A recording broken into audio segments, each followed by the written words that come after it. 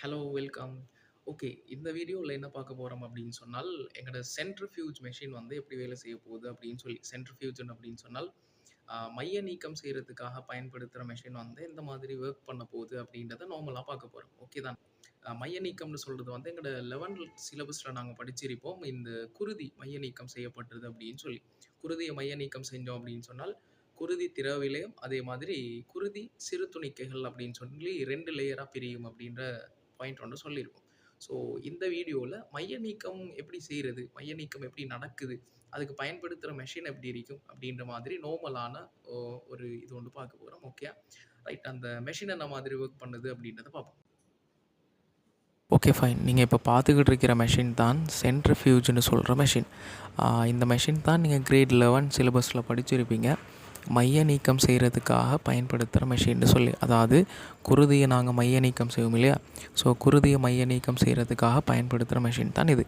Okay தானே? So மேலே இருக்கிற அந்த லிட், அந்த மூடியை திறந்தோடனே உள்ளுக்கு அந்த சுத்தக்கூடிய பகுதியை நாங்கள் சொல்லுவோம் ரோட்டை அப்படின்னு சொல்லி.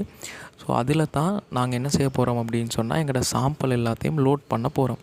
ஸோ அதில் இந்த மாதிரியான டியூப்ஸ் தந்திருப்பாங்க. அந்த டியூபுக்குள்ளே தான் நாங்கள் என்ன செய்யணும் அப்படின்னு சொன்னால், சாம்பிள்ஸை வந்து லோட் பண்ணணும்.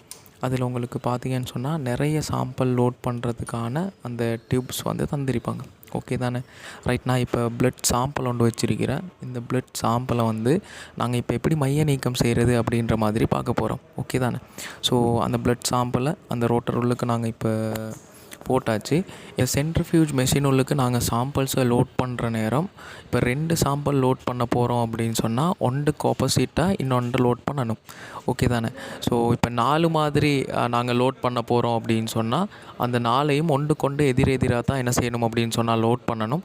அப்படி மாற்றி லோட் பண்ணிட்டோம், எதிரெதிராக நாங்கள் லோட் பண்ணலை அப்படின்னு சொன்னால், அந்த மெஷினில் இருந்து சத்தம் வைப்ரேட் வந்து வர ஸ்டார்ட் ஆகிரும். ஸோ அது எங்களுக்கு ஒழுங்காக வேலை செய்யாமல் போயிடும். ஓகே தானே? ஸோ நாங்கள் சாம்பிள் உள்ளுக்கு போட்டுட்டு இப்போ மெஷின் ஆன் பண்ணுவோம்.